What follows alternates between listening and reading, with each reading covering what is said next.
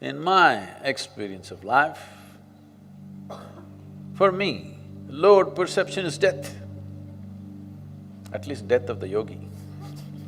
The man may live, the yogi is dead because he's lost his perception. He's lost his sensitivity, not just bending and twisting. You are beginning to feel the union in the existence. If this has to happen, body has to be sensitive and it has to have a minimum level of inertia. Now, if you eat food which in some way has deteriorated, it may not be rotten, nor is it going to kill you, you can eat it. It is just that it will lower your perception. Well, I am not a scientist either, and I don't wish to be one. I don't have either books to read, nor am I researching anything, nor am I looking through a microscope, nor do I have a lab in my backyard.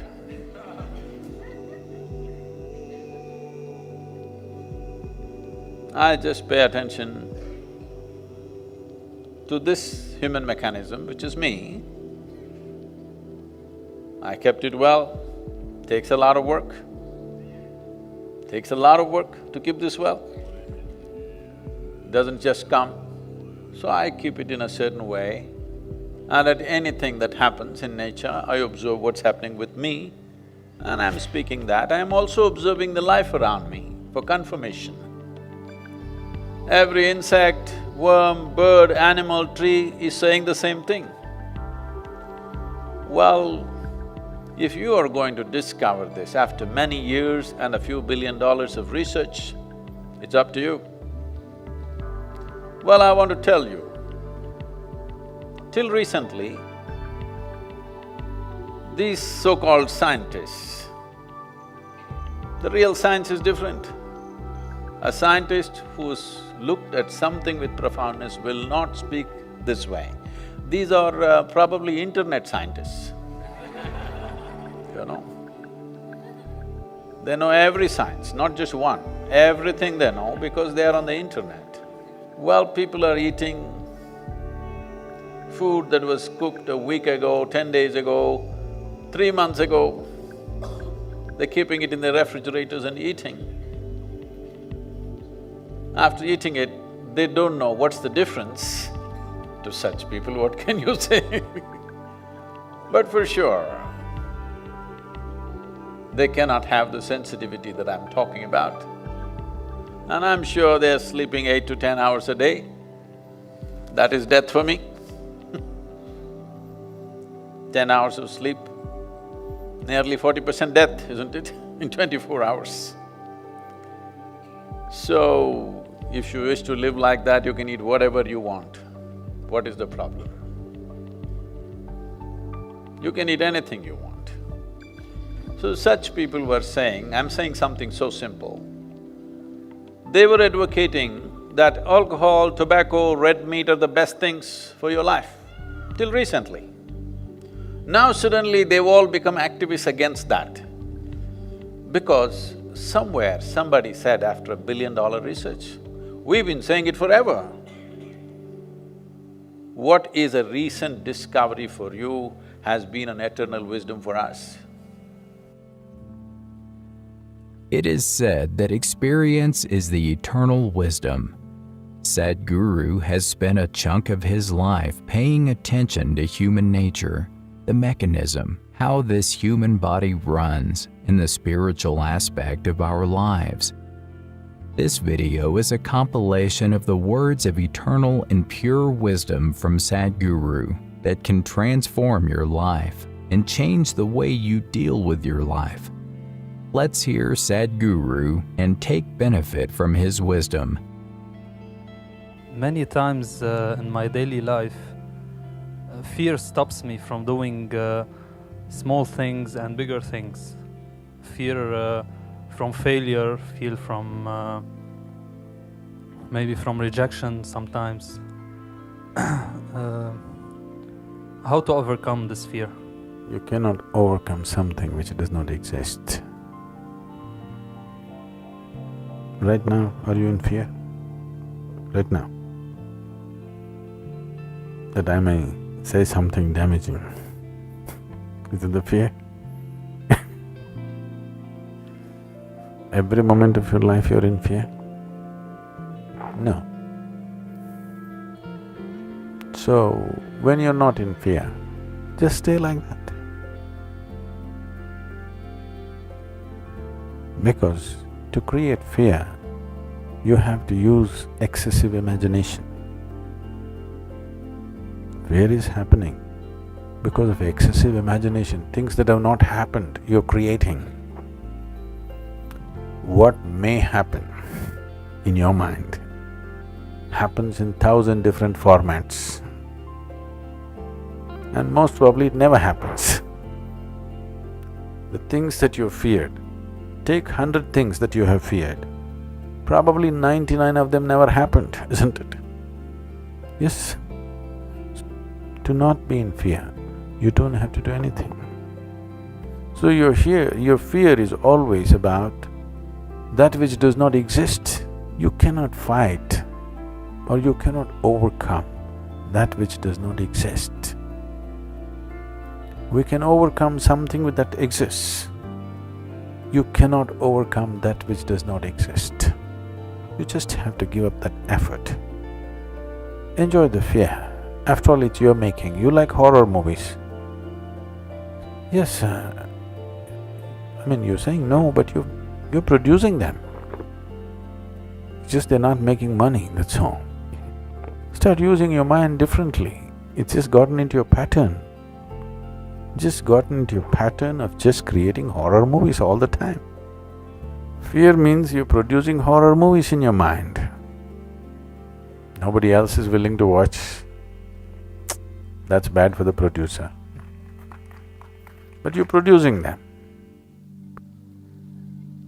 So, you produce something else. Produce a comedy, a love story, suspense, thriller. Try and see, today, just sit down, produce a love story, a suspense thriller, a comedy, 5 minutes movies you make in your mind, really. You have watched enough horror movies, they're boring. Create something else. Even it's not that if you produce these movies, those things will happen in your life. Still they may not happen, at least you enjoy the movie. In reality it may not happen, so what? At least you enjoy what's happening in your mind, if you cannot enjoy what's happening in the world, isn't it? That much privilege every human being deserves, isn't it so? Even if the world is not kind to him, at least his own mind should be kind to him, should produce some nice movies. I have been seeing your videos in YouTube. This is the first time that I'm seeing you live. So I have a basic questions which will help everyone here. Everyone talks about, knowing ourselves, and the first step is going inside. And then the way to go inside is meditation. And when I try to… Please, don't I never said such things, I don't know which everyone said those things. Okay, so then how do we go inside? That's the question. Inside what? You're already inside the hall. Inside what? Inside ourselves. Oh. Okay, if that is the truth of the first step of knowing answers for all the questions, if going inside is the answer, then how do we do that? First of all, you must understand what is inside, okay, and what is outside. If you do not understand what is inside and outside, then you will go to all the wrong places. Now, what is inside? Your body, accumulated over a period of time, yes or no?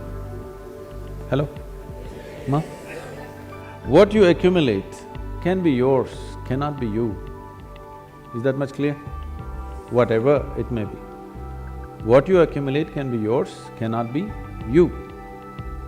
So this body is an accumulation What you call as my mind, the whole content of the mind is accumulated depending upon what you're exposed to in your life.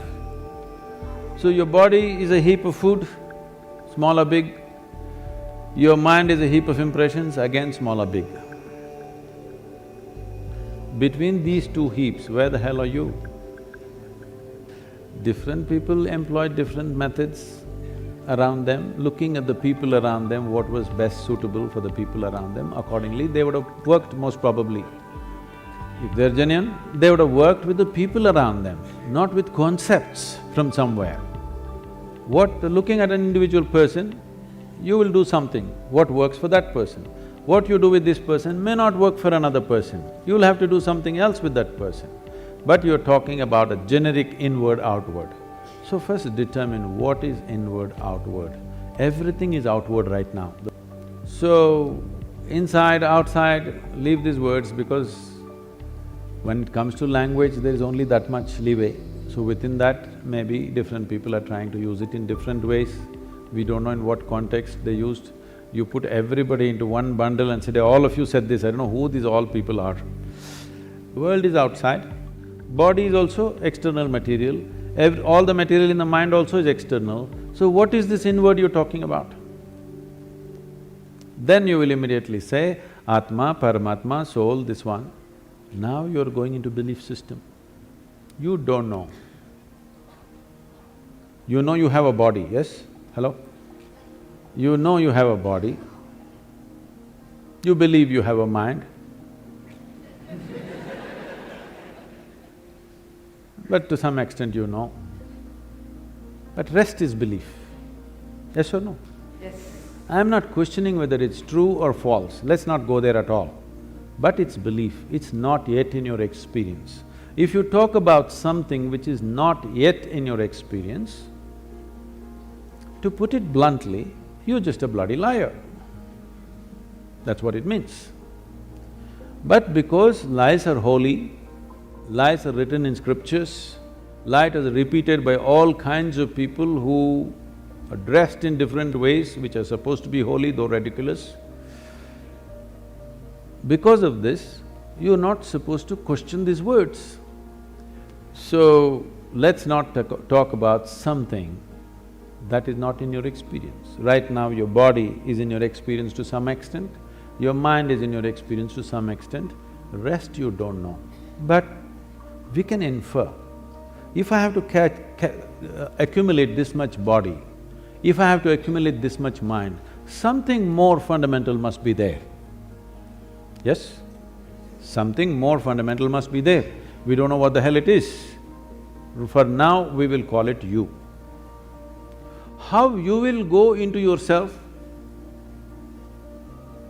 I'm asking. You can go into this hall, you can go out of this hall. How will you go into yourself, I'm asking? Saying, let's leave this is not the way. You do this way. What is not you, all those things you keep it aside. Anywhere you go, first thing is people say, Sadhguru, what about the soul? I ask them, which soul, right or left? Before today, before you go to bed, everything that's not you, keep it aside. They may be precious to you. You think about it, your house, is it you? Oh, my house. All right, you have lots of passion about it, but all right, keep it aside. Your husband, is it you? No, that's easy, he's not me.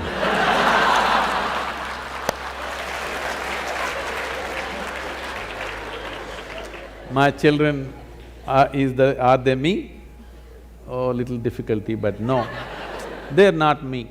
They're beginning to tell you, if they're 12, they already told you. So the clothes that you wear, is that you? No. The body that you wear, is that you? No. All these thoughts and emotion, is this you? No. Everything that's not you, keep it in one heap. Not physically, just do this mentally. Keep everything aside. Let me see. Every day you practice this, one day when you successfully keep everything aside that you are not, what you are will be there. Let's pay a little more attention. You are a worthwhile life which deserves some attention, isn't it? Don't seek other people's attention. your own attention. Doesn't this life deserve attention? Pay attention to this. Enough attention, everything will be clear. Everything about you, you're asking me, if I tell you what you have some more words.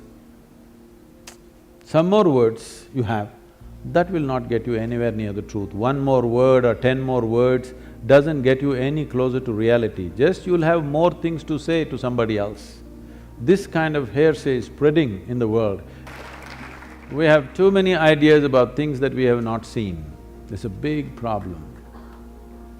Shankaran Pillai went to Britannia. Can I? Yes. Shankaran Pillai went to Britannia Industries to find a job, So they were looking for a really smart, far-seeing sales manager. So they asked him one question, which is further, Mumbai or moon? Shankaran Pillai thought. He said, Mumbai. He said, what? Mumbai is further than the moon? He said, yes. How? Well, I can see the moon, I can't see Mumbai. So what I'm saying is, if you go by your present perception, you'll get all the wrong conclusions. So don't be in a rush to make conclusions. So we have arrived at many things. We know, in every culture they know what is the nature of God, where He resides, how the ambience is there and the works, Everybody knows where God is, who his wife is, how many children he has, when is his birthday, his address. In every bhajan, people are singing his address, where he is and how to get him, but they don't know a damn thing about themselves. This kind of, a very knowledgeable ignorance is dangerous, If you do not know, it's not a problem. If I see I do not know, the possibility of knowing is always there, isn't it? If I do not know and I think I know, then I've destroyed all possibilities. Everybody knows the geography of the heaven, isn't it, don't you? But you don't know a damn thing about yourself. It's time we paid attention, because everything you know it only the way it's projected in the firmament of your mind. You don't know anything any other way, yes or no? Right now, everything is seen depending upon how you're identified with something. So, what you need to fix is, you are seeing everything in a mirror of your mind, and the mirror is wonky. First fix it.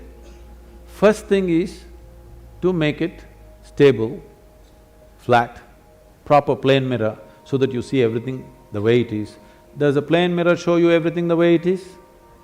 Everything reverse, Then you will have to flip it, that'll take much more skill. Most people can't flip a dosa.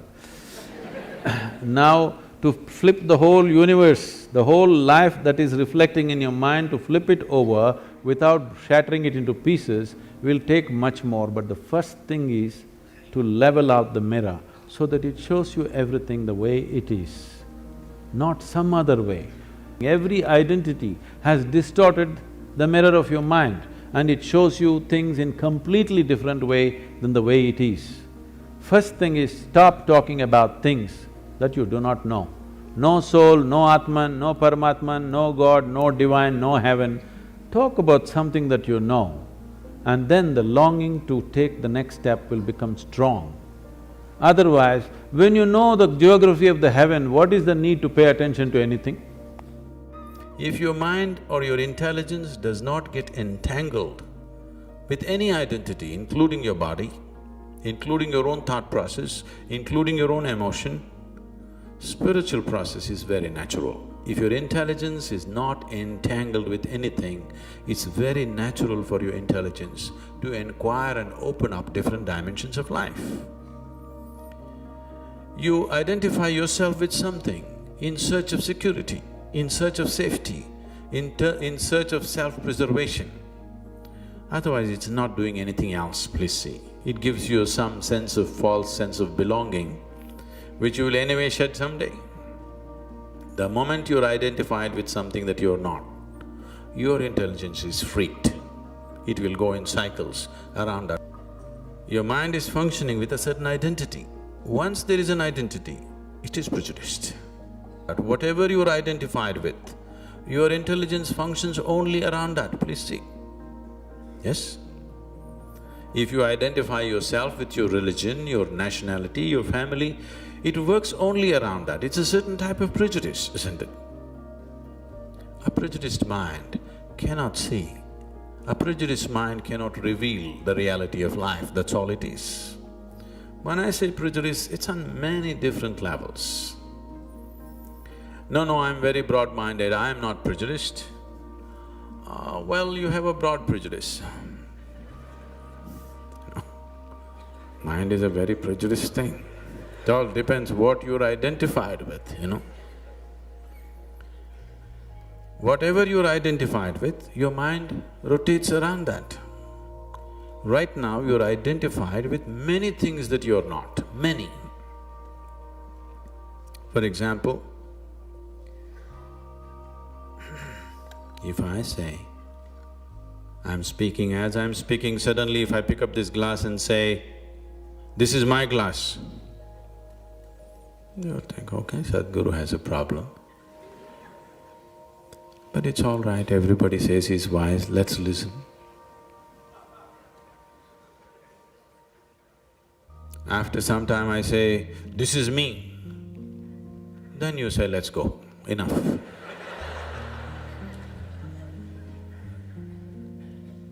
This is too much. Please see, this is what has happened to you. For example, there are many ways to look at this. For example, food appears on your plate. You say, this is my food. You eat it and then you say, this is me. Isn't it so? What you call as my body is just a heap of food or no? Yes? It's the food that you've eaten, isn't it? Did you accumulate your mind over a period of time? Yes? But both these things right now you call as myself, isn't it? And it doesn't stop there. It just extends into many things. Your home, your car, your things, your money, your children, your husband, your wife, a million other things. Your religion, your ideas, your ideologies, everything. You're identified with too many things which you're not. Once you're like this, your intelligence is freaked. It's a wonky intelligence, it's lost its penetration. It simply repeats old nonsense. Tenali Rama was a jester in Krishna Devaraya's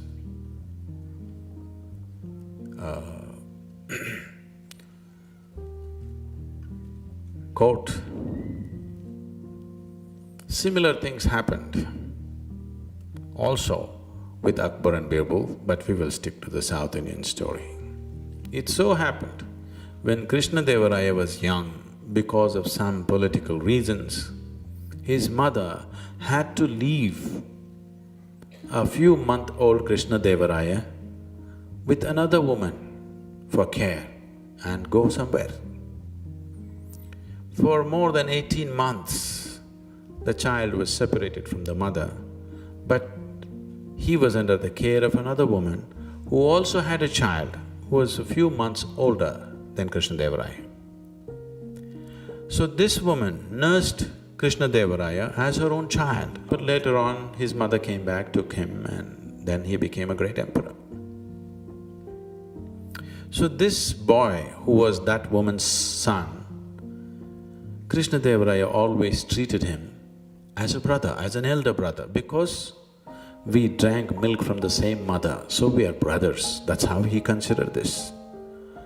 So as an expression of his gratitude, he gave away a few villages to this boy and he said, okay, you make your own kingdom. This village bumpkin got these few things and within a few years he squandered everything and lost everything and again back to square one. Krishna Devaraya went on to become a great emperor. Then one day, this man, who was over 30 years of age at that time, thought, my younger brother has become a great emperor and I am with nothing. Let me go there and see if I could get something out of this. And he went. Krishna-Devaraya welcomed him as as you would welcome an elder brother. He just looked at this. Krishna-Devaraya had gathered a scintillating array of talent in his court. He looked at all this, all kinds of debates going on, concerts going on a daily basis. He was just amazed. And above all, this Tenali Rama, such a brilliant assistant. Then he lamented with Krishna-Devaraya, "You are so successful, you have become a great emperor because you have such intelligent people around you. If only I had people like you around me, I would also become a great emperor." Particularly this Tenali Rama, if I had someone like him with me, I would also become a great emperor. So Krishna-Devaraya felt bad about this and he asked, "What shall I do, my brother?" He said, "If you can give this Tenali Rama to me, I will go and build a great empire of my own." So immediately Krishna-Devaraya called Tenali Rama and ordered, "You must go with my elder brother, he wants you." So Tenali Rama said, "Oh, your elder brother wants me, why? I can send my elder brother with him." King, he doesn't know what to do. "Oh, you really have an elder brother? I did not know." "No, I have an elder brother, let us send my elder brother with your elder brother." That looked like a good idea for Krishna-Devaraya because he is not eager to lose Tenali Rama, but at the same time his elder brother is asking. So they went and asked this man, "So Tenali Rama's elder brother is willing to come with you, is that okay?" So this fool thought, if Tenali Rama is so intelligent, his elder brother… He said, "Fine." Next day he is to leave and a huge send-off has been organized. So in the full assembly of the court, everybody has assembled and Tenali Rama came with a bull on the rope. He walked into the court. Krishna-Devaraya saw this and asked, "What is this? Why have you brought this bull into the court?" "No, my lord, this is my elder brother." He said, "What nonsense, what is this you're trying to do?" "No, we drank milk from the same mother." So this repetitive intelligence is what we are referring to as karma. Once you get identified with something that you are not, your intelligence is no good. It just becomes repetitive.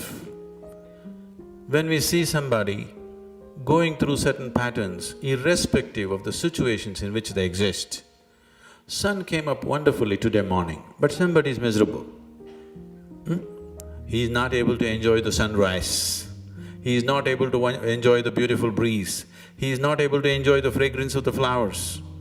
His karma is going on. Flowers are blossoming, weather is good, everything is great, but somebody is miserable. Then we say, "Oh, this is his karma." Why we are saying this is his own doing, because he has set up patterns which are just repetitive. Karma means action, your action.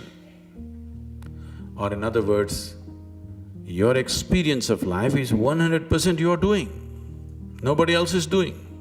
So, every parent has this concern, every generation has this concern that the next generation is going wrong, always. I understand what you're saying. This sudden change, if every generation likes to go one step beyond where the previous generation has stepped in, on almost everything, just for the sake of doing something different, or it's natural, they have grown up in one atmosphere, they take it to another level. They move to the next level. Yes. Next is not always next that's what you're saying. Next is not always next, right? Yes, next.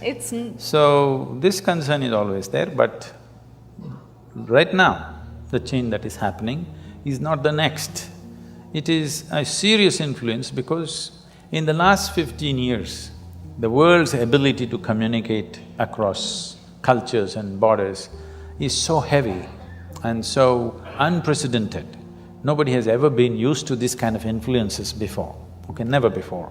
This level of influence on our young people, never before possible, no other generation has ever experienced this kind of onslaught from so many directions, and the volume of influence is too big. So, in terms of changes are happening, it is not next, it is simply somewhere and nobody knows where it is because it's too complex and too mixed. Nobody knows where it is, including the young people, it's just a mix of things. So this is because of a sudden onslaught of information and communication. It is not for us to judge whether it's good or bad, it is just that definitely this level of information. When I say information, it's like when we were growing up, I believe it was true for your generation also, we never knew what is boredom, okay? There was no such thing, we were just excited about everything that came our way. But you see today 12-year-old kids, if you tell them what, oh. Yes. You see, they're Yes. just bored because they know the whole cosmos, they've seen it on their phone screen, not even on a computer screen.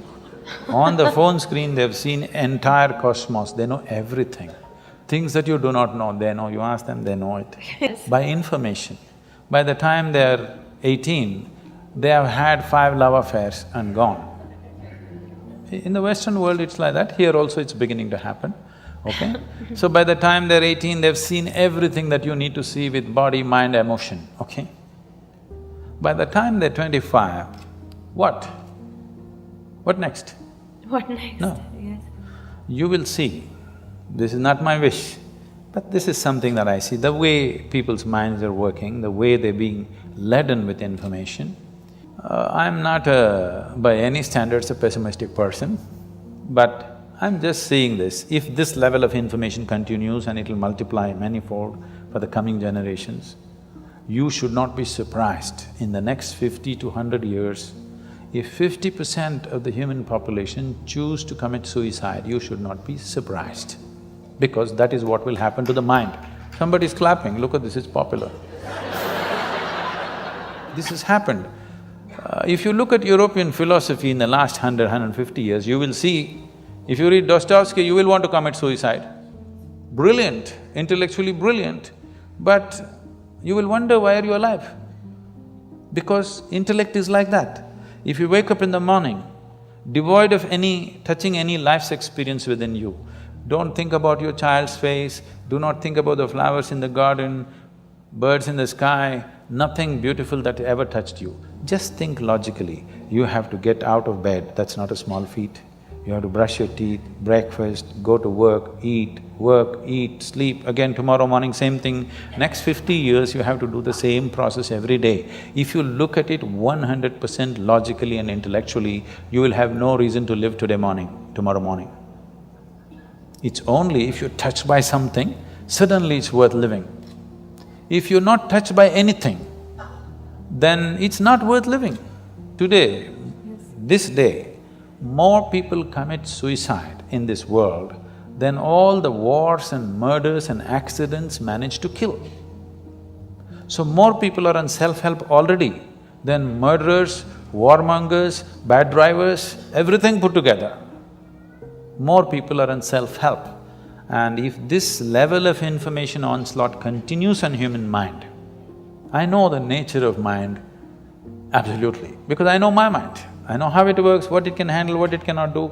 I know it clearly what human mind is. That's the reason why I don't have to read people's books or listen to their entire thing. If they say one sentence, I know what their mind is. Because I know the structure of human mind entirely, otherwise I won't be who I am. So I'm saying this, if this level of information onslaught continues at the same pace or at higher pace, which is possible in the next few years, this will definitely lead to wanting to terminate yourself because there will be nothing to live for. There is no joy and excitement about anything.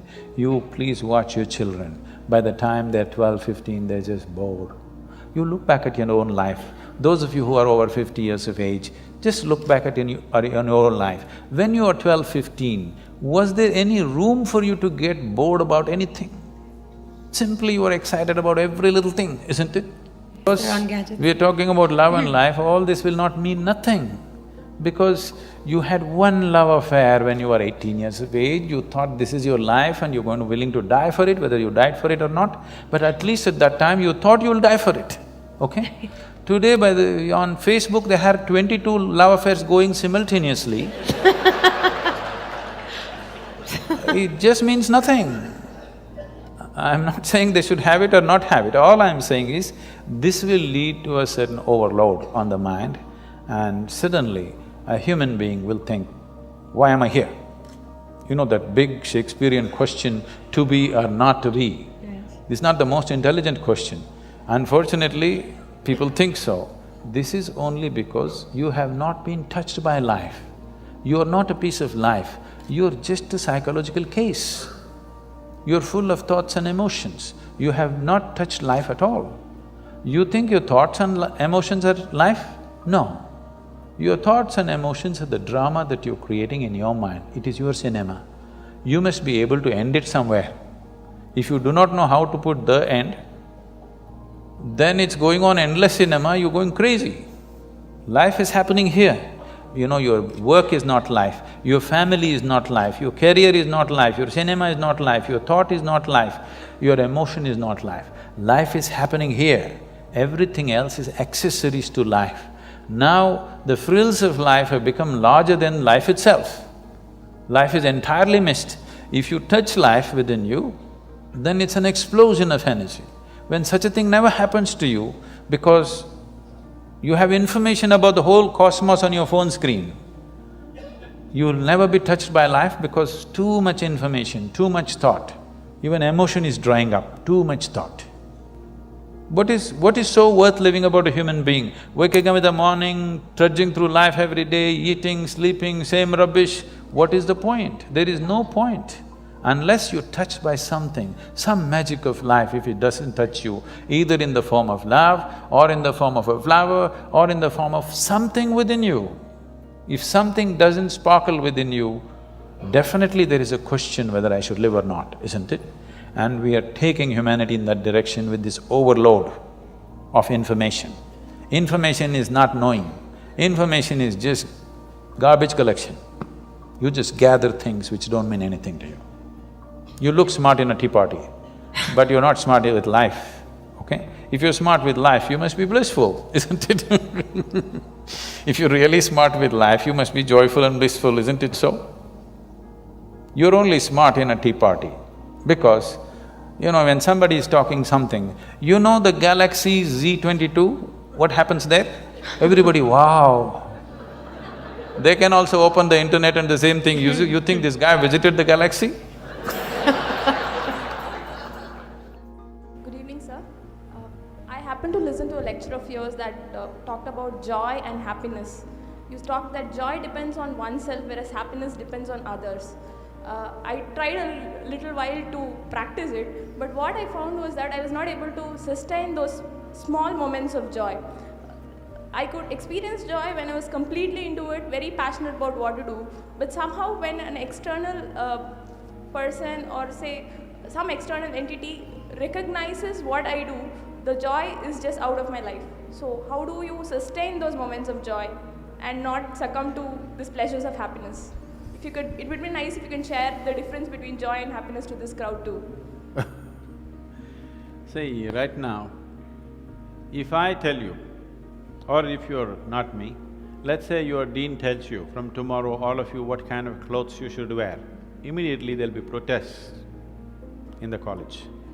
If your dean goes further and says, everybody must eat only 4 idlis in the morning, if your dean tells you everybody should get up at 5 o'clock in the morning, let's say he put 10 different rules like this, physical things to do, you will think he is trying to convert you into slaves and you will shout and scream for your freedom, isn't it? But look at yourself and see, right now, somebody else, if they determine what should happen around you, you feel like a slave. But right now, somebody else is determining what should happen within you. Is this not slavery? Somebody can decide whether you're happy or unhappy. Is this not slavery? Somebody can decide whether you will be a pleasant human being or an unpleasant human being. Is this not slavery? What happens within you, somebody else determines. This is the worst form of slavery, isn't it? This human being, life around you will not happen, will never happen 100% the way you want it. And it should not happen. Because if everything happens the way you want it, where do I go? Possible in the sense, whenever things don't work, there is a habit in lots of people, they will look up, upar wala. Isn't it? The whole world is looking up.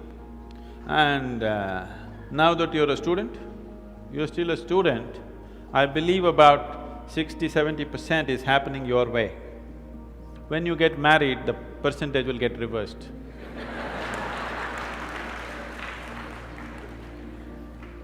We don't know. Well, we don't know whether which way it'll go. So if life around you will never happen 100% the way you want it, and it should not. Unless you're living with machines, life will not happen and even those machines will freak on you, isn't it? So, outside will never happen 100% the way you want it, and if your happiness or your joyfulness, or let's not use all these so many words, essentially it is pleasantness versus unpleasantness. For pleasantness we have many names, we call it peace, happiness, joy, bliss, ecstasy. For unpleasantness we have many names, stress, anxiety, fear, tension, whatever else, madness, whatever. Pleasantness versus unpleasantness. If your pleasantness is dependent upon what happens around you, the chances of you being pleasant all the time is remote, isn't it? In the very nature of things, it's not possible. There is only one thing you can be certain of right now, this is, you know what is outward, what is inward. This one thing you're sure, isn't it? This is inward, this is outward. This is the only privilege you have. What is outward, what is inward, this is all you know. Just in case someday if you get enlightened, you will lose that also. Yes, that's what happened to me. Now I don't know which is inward, which is outward, which is me, which is not me, that's why I'm all over the world. Because I don't know whether this is me or that is me. Can you see me? Just point out where I am. Use your hands and point out. Can you see me? Oh, you got it wrong. You know I'm a mystic. You're getting it completely wrong. Now, this light is falling upon me, reflecting, going through your lenses, inverted image in your retina, you know the whole story, right? Where do you see me right now? Within yourself. Where have you seen the whole world? Within yourself. Have you ever experienced anything outside of yourself? Everything that ever happened to you, darkness and light happened within you, pain and pleasure happened within you, joy and misery happened within you. Have you ever experienced anything outside of yourself? No. So what I am asking you is, what happens within you? Who should determine how it should happen?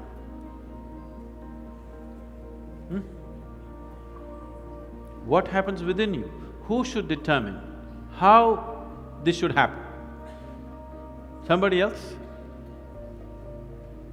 Definitely you should determine what should happen within this, isn't it? So if you determine what's happening within this, your whole experience of life will be determined by you, nobody else but you, isn't it? The events around you may not be determined by you, but how your experience of life is on this planet is 100% determined by you if you take charge of this. If you leave it loose, just about anybody will determine it. They will, not consciously, they also like you by accident. What are the best practices for someone who is dead serious? Dead or serious? Well, it once happened. There was a Sufi master in Basra. You know Basra? Basra is that place which is famous for pearls today in Iraq or it's famous for bombing, whichever way. So, someone came and said, please give me a teaching. He refused, no teaching. Then more and more important people started coming to him and said, please give us a teaching. He said, no teaching. Now, because he refuses to teach, he became very famous. So one day, a great scholar in the area who is well-versed in all the scriptures and everything, he came and insisted, you have to teach. You have something that no scholar can have, so you have to teach, you cannot keep it to yourself. So, the Sufi master looked at him and said, I am not giving a teaching to you, not because I am not willing, because you are not willing.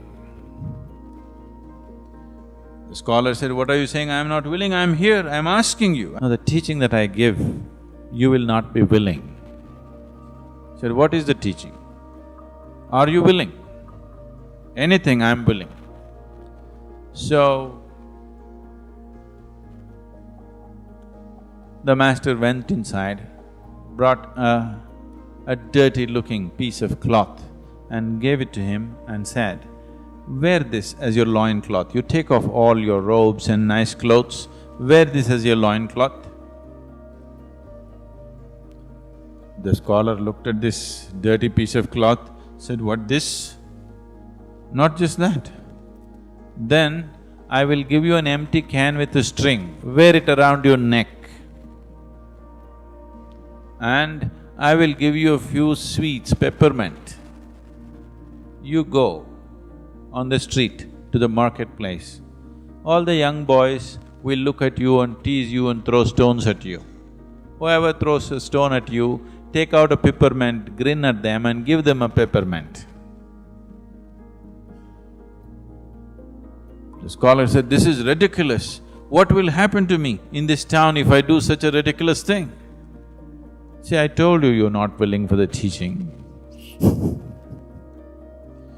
Because the question is just this, do you want a teaching that you like or do you want something that transforms you? That's a question. So now you're asking this question, I am dead serious. It's very important you do simple things. Very important things you're doing in your life, you will become dead serious. So, the first and foremost thing is, you must make yourself non-serious, which is not possible. So, the only way you can make yourself non-serious is to be ridiculous, you know. Can you do that? Can you get up and do a jig right now? Do it. So, you see you're getting little non-serious now. Not dead at least, still serious, not dead. So, just loosen up your life a little bit, laugh a little more, involve yourself with people around you, do things that you think is not so important. Don't do things which are very important. Do simple things. Seriousness has come essentially because of your self-importance. You hold yourself as an important person. I want you to see you are like a speck of dust in this existence. Tomorrow morning if you disappear, for sure in India nobody will miss you. Even down under, they won't bother much, you know.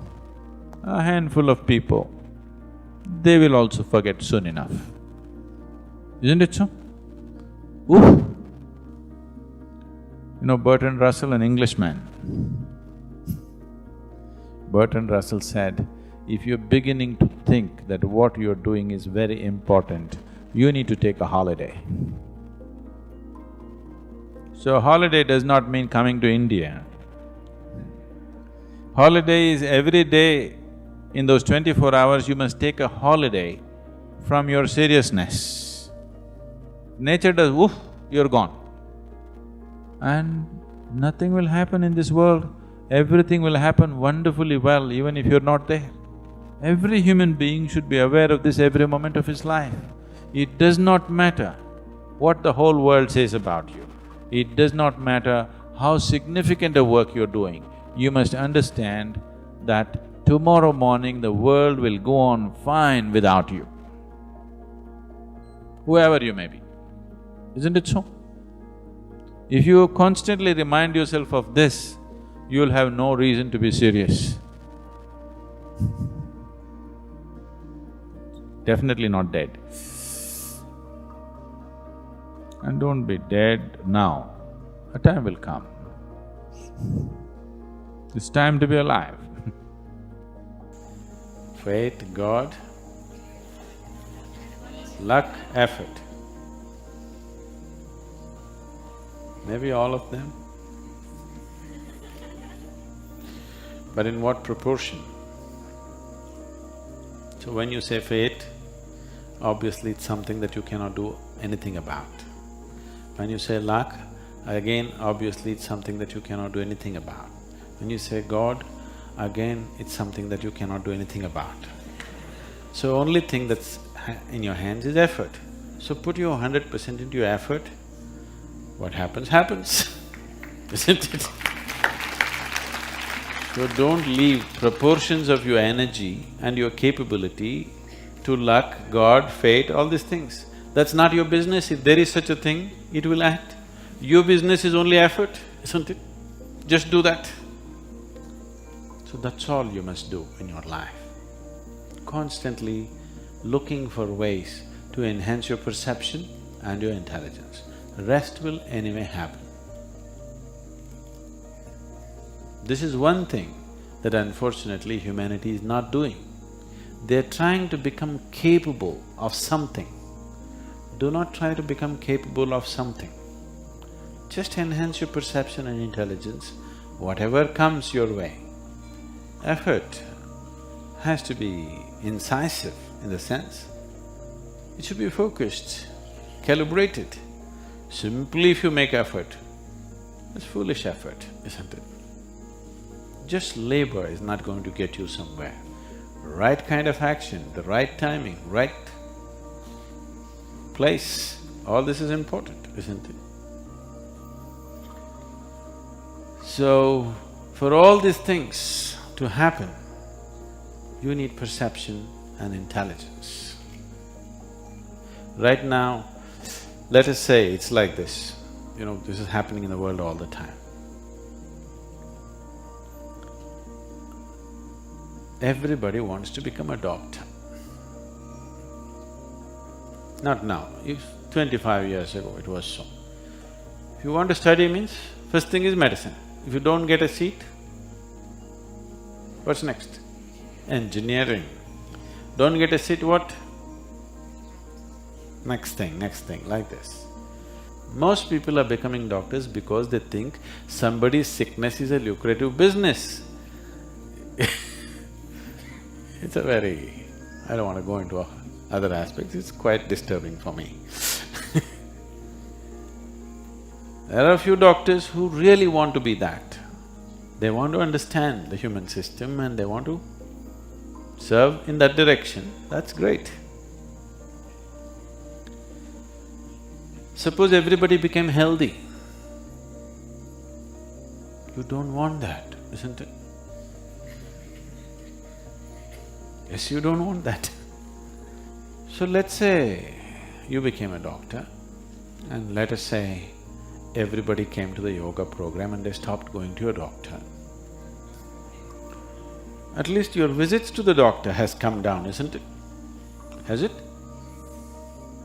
Has it come down or no? For sure, it's come down. So business will go down. It will no more be a good profession to go into, because very few doctors are becoming doctors because they want to become doctors. Others are becoming doctors because they think it's lucrative, isn't it? Isn't it so? So do not try to put up a recipe for your success. Success is only when you are able to use yourself to your full potential. It doesn't matter whether you become a doctor or a politician or a yogi or what the hell you become is not the thing. Success means you are living your life to your full potential. That's what success means. If that has to happen, you need perception and an active intelligence. Most intelligent people on this planet are generally the most miserable people on the planet. This is simply because they have an active intelligence but no perception of life. So, one most important thing that people have not worked at is to enhance their perception. They're trying to broaden their mind, that's not the point. That will only make you socially successful, not truly successful. If you want to be truly successful, you must be able to see everything just the way it is, without distortions. If you can see everything just the way it is, life becomes a play. You can play it joyfully, you can play it well, for sure. If you can play it well, people will say you're successful. How do I grow my intelligence? Don't worry about that. Right now, the important thing is to enhance your perception. If you're able to see life just the way it is, you have the necessary intelligence to conduct it well. If you're not able to see life the way it is, your intelligence will work against you. You should never think, I want to be successful. Don't ever think, I want to be successful. Just see how to make this being into a full-fledged being. People will say one day, oh, he's successful, he's a great success. You should not be aspiring for success, it's a miserable way to structure your life. You will simply cause pain and suffering to yourself and suffering to everybody, because your idea of success is sitting on top of somebody's head, isn't it? Yes or no? This is your idea of success. This is not success, this is sickness. So do not ever think of success. Just see how to make this into a full-fledged being. This will find expression. If it finds good expression, people around you will say, oh, he is a great success. That's fine. People should recognize you're a success. You should not be thinking how to be successful. Very wrong way to approach life. Sadhguruji, then what is it? Okay, so for all of us, how do we live our days? What is the best way to just go about it? Give us in clear, simple sentences, do this and you will be at least on the way to being blissful or happy or aware or living in a nice conscious way. If you just observe, if everybody makes a little effort, everybody take a little time for this piece of life, okay? Not for your family, not for your career, not for something else, just for this piece of life. Give it little time because this is the most important piece of life in your life, isn't it? Just look at the ceiling and smile. You are still awake, you're still there. And for many millions of people, somebody who's dear to them did not wake up. So just check those 5, 6 people around you. They all woke up, wow, it's a fantastic day. You woke up and everybody who matters to you around you woke up. Is it not fantastic day? Yes. You don't think so? Yes. Yes. You don't seem to think so. Yes. Because the problem is just this, you are living with an idea that you're immortal. When I say you're immortal, you're not actually thinking you're immortal, but you're not conscious of your mortality.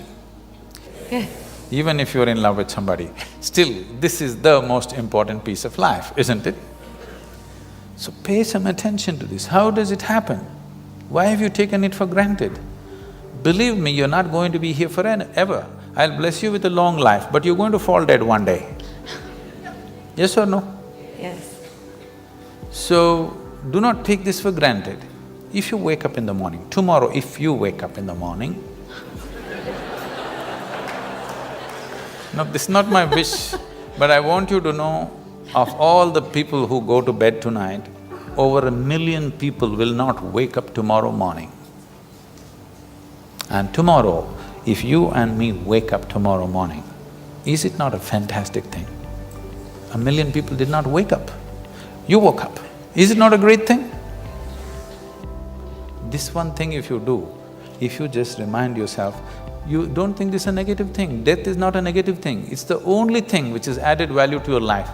If you're here forever, you would be unbearable. Yes, yes. Isn't it? Aren't we glad everybody dies one day?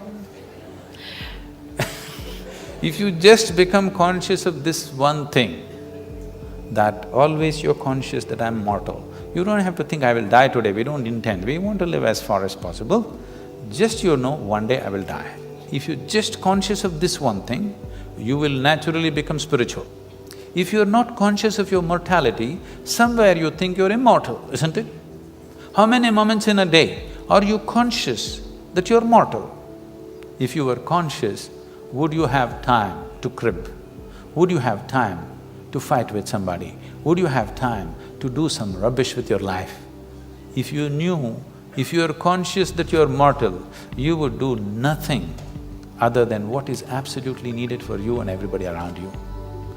Every day, every moment, if you remind yourself, this is a brief life, I'm mortal, one day I will end. Just do this for 2 days and see, you will become something truly fantastic within yourself, just this is all. That is simply beautiful. That's all that's needed. If you want to know the value of life, just know that it's a brief happening. If you are capable of causing depression to yourself, I'm saying this not without any concern for your illness or not due to lack of compassion, because that is the nature of what's happening to you. If you're causing depression to yourself, you are able to generate substantial amount of intense emotions and thoughts, but in the wrong direction. If you don't have very strong emotions, very intense thoughts about something, you cannot get depressed. It is just that you are generating thoughts and emotion which work against you, not for you. So you are strong enough to cause depression to yourself because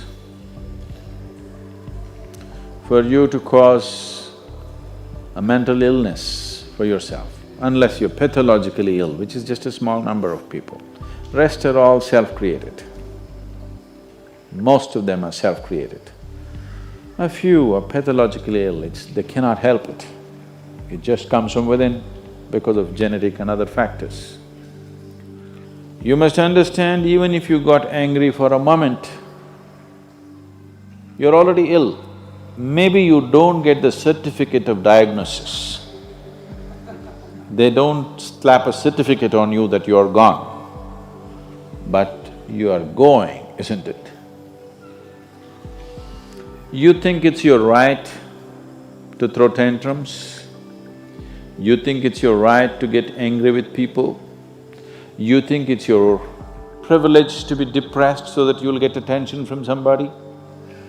You keep playing this, one day you will not be able to turn back. Keep crossing the line every day, one day you will see you cannot cross back. That day, you need a doctor. Till then, everybody needed a respite from you, but the day you can't cross back, they get the respite because now they can catch you and give you to a doctor. Otherwise, you're temporarily going mad every day, many times a day. They cannot even send you to an asylum, they have to bear with you, your family, your friends, your people around you. If you get at least truly clinically ill, we can hand you over. Almost everybody here, if we train them towards a certain kind of thought process and emotion and push them a little bit with the outside situations, almost everybody will lose their mental balance. They will become clinically ill. They can be driven to madness, I'm saying, because the line between sanity and insanity is very thin. People keep pushing it. You get angry, you're pushing the line. It's a thin line. In fact, when you get angry, you know you're pushing the line. That's why the expression, "I was mad at somebody." You're not mad at somebody, you're just going mad. You cannot be mad at somebody. You're just pushing your sanity, the boundaries of sanity, and moving into insanity for a certain period of time and coming back. You do one thing every day, you try this. 10 minutes a day, try intense anger on somebody. What? You will see in 3 months' time, you will be clinically there. Yes. Just try it if you want.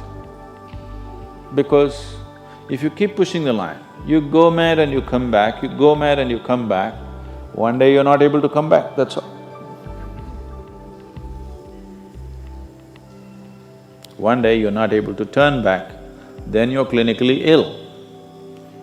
The last 29 years, I have not been able to cancel one program because I'm running temperature, I got a cold, I got this, I got that. It doesn't matter what's happening, what you have to do, you anyway have to do. You can't turn back on that. Either out of your commitment or you have a boss like that. One way or the other, if it happens, then you will see, you will not at all fall sick so often. Because if you have temperature, you still have to go. If it's summer, you still go, right? Now, a lot of people don't go. It's a little hot outside, they don't go and work. Little cold outside, they don't go and work. A little raining, they won't go and work. A snowflake, they will not go and work. This is just weather. So for every change in weather, if you have the comfort of covering yourself in a blanket and lying down, once you create that, your body will learn to fall sick as often as possible. When you are a child, physical illness is good because you'll get attention from your mother and father and everybody around you, and you don't have to go to school on that day. So you learn the art of falling physically ill. But once you get married, you learn the art of becoming mentally ill. Because if you want to get attention, you go sit in a corner, act depressed, people will pay attention to you. So you keep playing this game, one day you're not able to cross the line back. That day you're clinically ill. Unfortunately, in many ways, not just in the way that I said now, in many different ways, I would say 70% of illnesses on the planet, all kinds, are self-created. Even if you get an infection, there is a way. If you keep yourself in a certain way, physically and mentally, the virus and the bacteria will not work the same way as it works upon somebody else. If you set yourself like this, no matter what's happening, anyway, I have to go and do this, this and this. There's no break from that. This wraps up the video filled with pearls of wisdom and the best life advice that can help you transform your life. Click on the videos shown on the screen to see more from us. What would you like to see in the next video? Share your moments and thoughts in the comments section. Like, share, and subscribe to our channel. Thank you for watching.